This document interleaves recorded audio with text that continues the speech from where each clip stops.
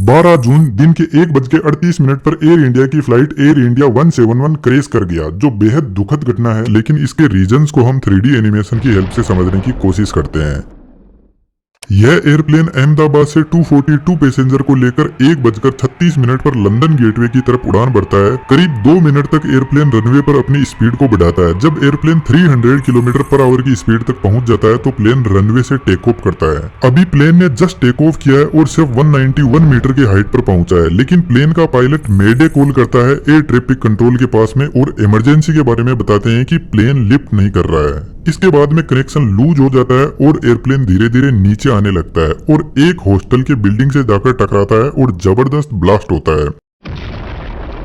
Out of 242 passenger 241 की जान चली गई, बाकी सिविलियंस भी इसमें मारे गए। इस वीडियो की रिकॉर्डिंग के टाइम तक कंफर्म नहीं हुआ है कि कितने लोगों की इसमें जान गई है, लेकिन ब्लास्ट बहुत जबरदस्त था। एयर इंडिया का बोइंग 7878 ड्रीम लाइनर एयरप्लेन काफी लंबी दूरी तय करने वाला था, अहमदाबाद से लेकर लंदन गेटवे की तरफ। तो इसके अंदर फ्यूल टैंक को फुल कर दिया गया। इसके फ्यूल टैंक की कैपेसिटी लगभग 1,26,000 लीटर की है। बेसिकली एयरक्राफ्ट का फ्यूल इसके विंग में ही भरा रहता है और विंग पर ही इंजन लगे रहते हैं। तो जब एयरक्राफ्ट ने उड़ना शुरू किया तो सिर्फ 2 ही मिनट इसने फ्यूल की खपत की और जैसे ही यह ग्राउंड पर आकर स्ट्राइक करता है तो इसमें बचा हुआ फ्यूल जबरदस्त आग पकड़ लेता है, जो एक बड़े धमाके का रीजन बनता है। अभी हमारे पास में कंफर्म न्यूज नहीं है इसके क्रैश के रीजंस की, लेकिन जब एयरप्लेन नीचे आने लगा तो लोगों ने देखा कि इसके इंजन में कहीं पर भी कोई आग नहीं लगी हुई थी, वह परफेक्टली काम कर रहे थे। लेकिन जब भी किसी फ्लाइट का इंजन फेल होता है तो इंजन पीछे की तरफ भयंकर आग को फेंकने लगता है, जिसको अभी हम आगे समझेंगे। लेकिन सबसे पहले हम पॉसिबल रीजंस को समझने की कोशिश करते हैं। फिलहाल जैसे एयरप्लेन रनवे पर खड़ा है, एयरप्लेन के यह विंग्स है और विंग के पीछे साइड में आप देखोगे फ्लैप्स लगे हुए हैं, जो कुछ इस तरीके से एडजस्ट होते हैं और आगे की तरफ लगे हुए स्लेट्स यह भी अपने एंगल को एडजस्ट कर सकते हैं और यही एयरक्राफ्ट को टेक ऑफ और लैंड करवाते हैं। जब इंजन स्टार्ट होता है तो यह आगे से हवा को खींचता है और पीछे की तरफ हाई स्पीड में फेंकने लगता है, जिसकी वजह से एयरक्राफ्ट को आगे की तरफ थ्रस्ट लगेगा और एयरप्लेन रनवे पर दौड़ने लगेगा। लेकिन यह जो कंडीशन है इसमें सिर्फ इंजन की पावर से एयरप्लेन आगे बढ़ रहा है। यदि हमने फ्लैप्स और स्लेट्स को एक्टिवेट नहीं किया तो एयरप्लेन सिर्फ रनवे पर चलता रहेगा, टेक ऑफ ही नहीं कर पाएगा। लेकिन जैसे ही पायलट फ्लैप के एंगल को बढ़ाते हैं, एयरप्लेन धीरे धीरे टेक ऑफ करने लगेगा। इसके पीछे सबसे बड़ा रीजन है इनकी डिजाइन, जो एयरफॉइल मैकेनिज्म को फॉलो करती है।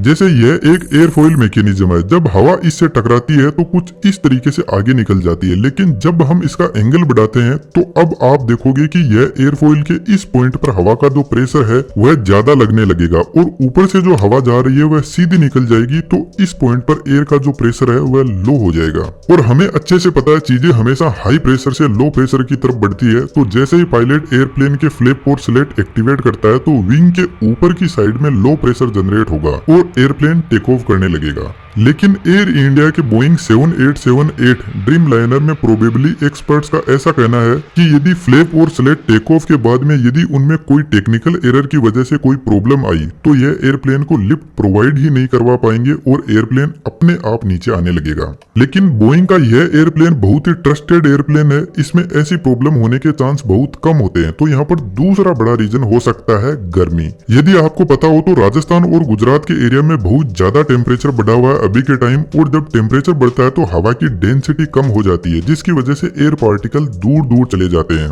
यह लंबी दूरी का विमान था तो जनरल सी बात है इसमें बहुत सारा लोड भी होगा और यदि लोड ज्यादा हुआ ऐसी गर्मी में तो प्लेन टेक ऑफ तो कर जाएगा, लेकिन हवा की डेंसिटी की वजह से लिफ्ट प्रोवाइड नहीं करवा पाएगा।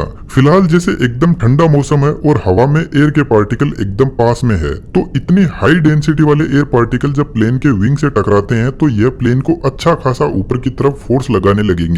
आप इसको ऐसे समझ सकते हो कि यदि 100 किलो का कोई पत्थर है तो या तो उसको 2 आदमी मिलकर उठाएंगे या 100 आदमी मिलकर उठाएंगे। तो जनरल सी बात है जब 100 लोग मिलकर उठाएंगे तो यही तरीका आसान रहेगा। तो यहाँ पर भी जब ज्यादा एयर की डेंसिटी होगी तो प्लेन आसानी से ऊपर की तरफ लिफ्ट करने लगेगा और आसमान में जाने लगेगा। लेकिन गर्मी के टाइम में जो अर्थ का सरफेस होता है वहाँ पर जनरली हीट ज्यादा होती है और यहाँ पर एयर के पार्टिकल्स होते हैं वह दूर दूर होते हैं। तो जब कम एयर पार्टिकल एयरप्लेन को ऊपर की तरफ फोर्स लगाएंगे तो हो सकता है है कि यहाँ पर जो इंजन थ्रस्ट जनरेट कर रहा है वह सफिशिएंट ना हो, और यदि ऐसा हुआ तो इंजन यदि अपनी फुल पावर पर भी चल रहा है तो एयरप्लेन एक तो लोड और सेकंड हवा की लो डेंसिटी की वजह से धीरे धीरे नीचे आने लगेगा। इसलिए जनरली यदि आप नोटिस करोगे इंडिया, दुबई, मेक्सिको जैसी कंट्रीज में रनवे की लंबाई ज्यादा रखी जाती है ताकि प्लेन गर्मी में भी सही से टेक ऑफ कर सके। लेकिन दोस्तों एक इंपॉर्टेंट बात मैं आपको बता देता हूँ, एक बार प्लेन के टेक ऑफ करने के बाद में यदि इंजन में कहीं पर भी कोई प्रॉब्लम आती है तो पायलट कुछ भी नहीं कर सकता, उसके कंट्रोल में कुछ नहीं होता है, क्योंकि प्लेन को वापस जल्दी से टर्न देकर रनवे पे नहीं लाया जा सकता। तो यहाँ पर हो सकता है कि यदि कोई बर्ड बाई चांस यदि इंजन में फंस गया हो तो यह भी एक बड़े हादसे का रीजन बनता है, लेकिन इसके चांस कम है। फिर भी हम समझते हैं कि एक बर्ड कैसे इतने बड़े एयरप्लेन को क्रैश कर सकता है।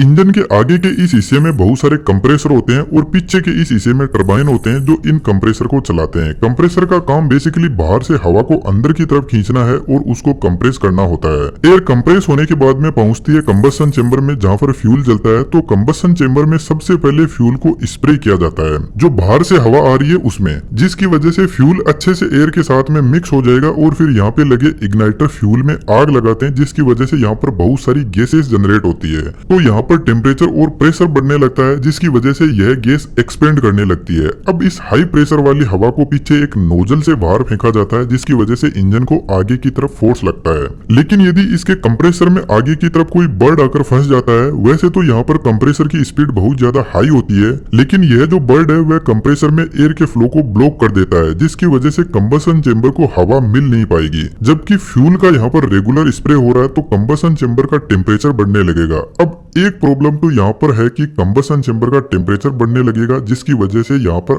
आग लग सकती है। दूसरा रीजन यह है कि फ्यूल को जब प्रॉपरली ऑक्सीजन की सप्लाई नहीं होगी तो वह बिना जला हुआ ही इंजन से बाहर की तरफ निकलने लगेगा, और जैसे ही उसको ऑक्सीजन मिलेगी तो वह एकदम से आग पकड़ लेगा। इसी वजह से जनरली यदि कोई बर्ड कंप्रेसर में फंस जाता है तो इंजन में से तेज आग बाहर निकलती है। यह जो प्रॉब्लम होती है इसको कंप्रेसर स्टॉल बोलते हैं, जिसमें कंप्रेसर को प्रॉपर हवा की सप्लाई नहीं मिल पाती है। इसके अलावा दोस्तों एयरप्लेन एक बहुत ही टेक्निकल मशीनरी होता है जिसमें और भी बहुत सारी इंजीनियरिंग काम करती है। तो कहीं पर भी कोई भी फेलियर हो सकता है, और इस फेलियर का तभी पता चलेगा जब ब्लैक बॉक्स से फ्लाइट डेटा रिकॉर्डर की हिस्ट्री मिलेगी।